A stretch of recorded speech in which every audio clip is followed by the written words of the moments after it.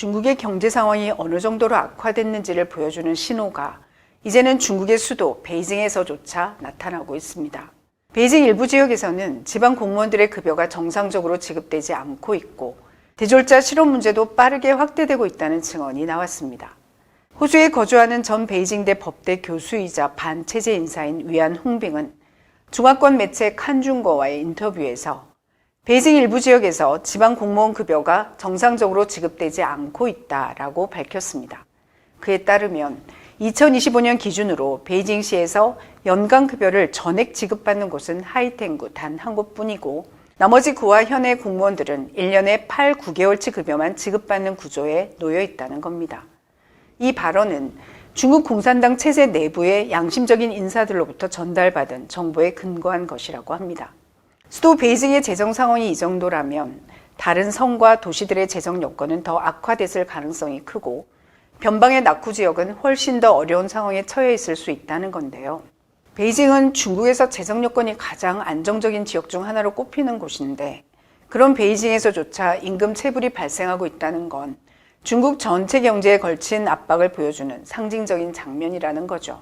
공무원 급여 체불 문제와 함께 중국 경제를 압박하는 또 다른 핵심 요인으로는 청년 실업 문제가 지목됩니다.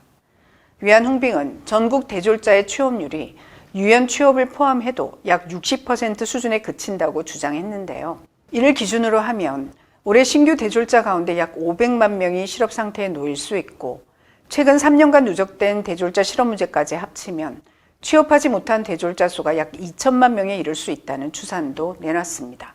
위안 홍빙은 대졸자들이 중국 사회에서 가장 큰 지식 자원을 가진 집단이라는 점을 강조하면서 장기적인 실업 상태는 사회적 불안 요인이 될 수 있다고 경고했는데요.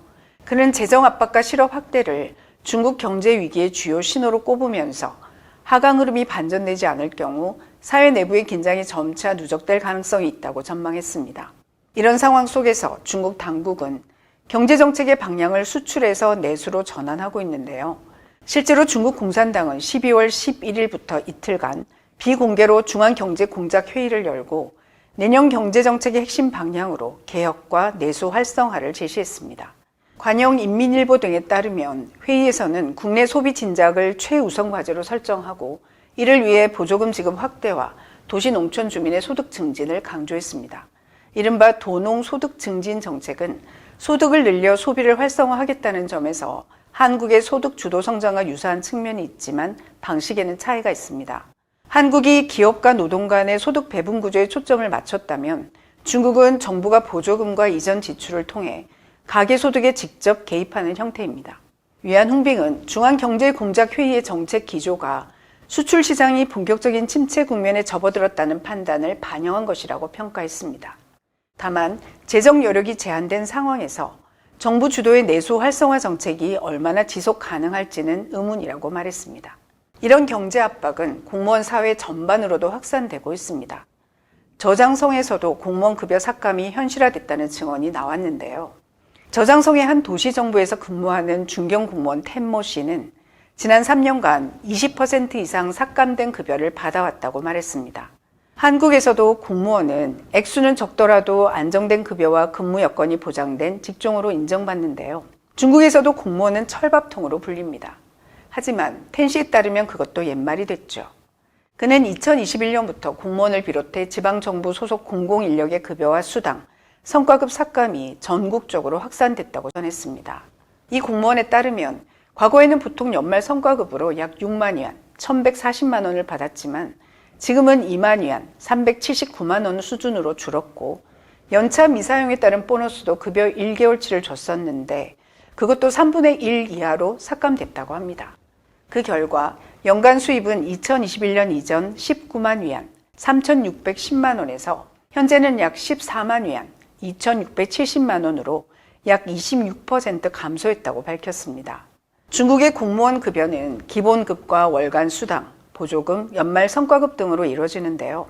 이 가운데 기본급은 중앙정부가 지급하면서 지금까지는 삭감되지 않았지만 지방정부 재정에서 부담하는 각종 수당과 연말 성과급은 크게 흔들리고 있습니다.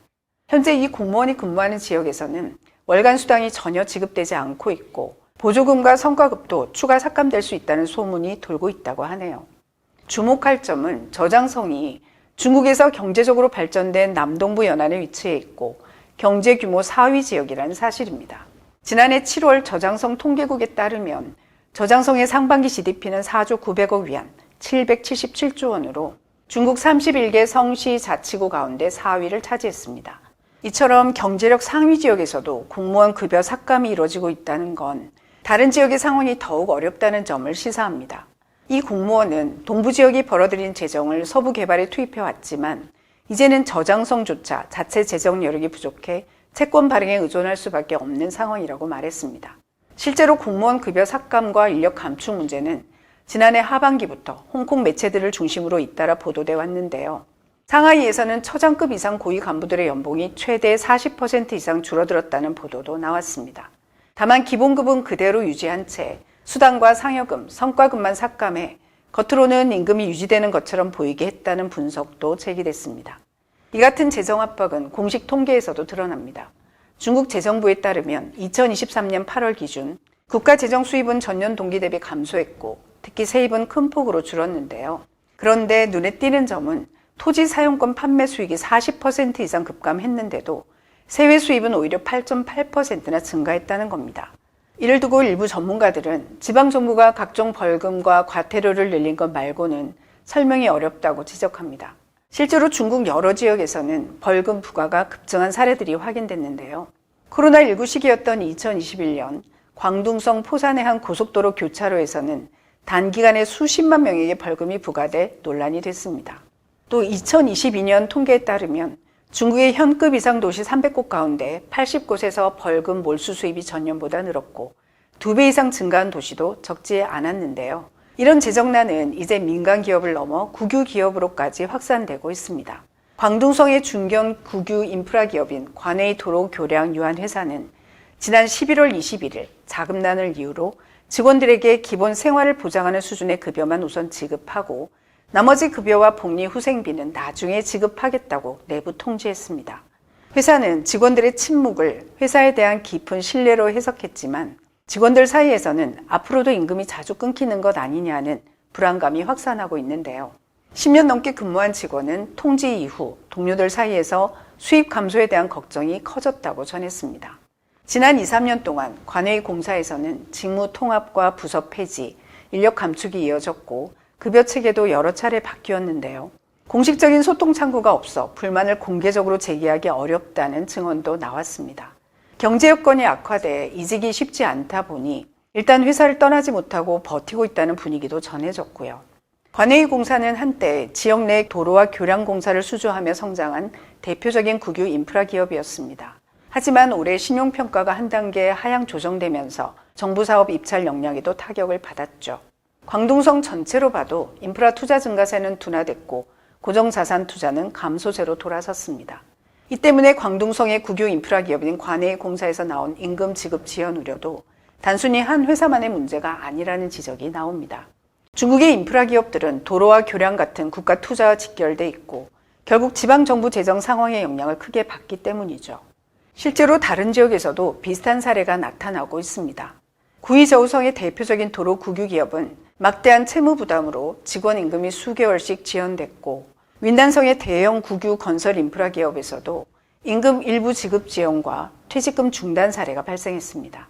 전문가들은 이런 흐름이 인프라 분야의 경영난이 민간을 넘어 국유 기업까지 확산되고 있음을 보여준다고 설명합니다.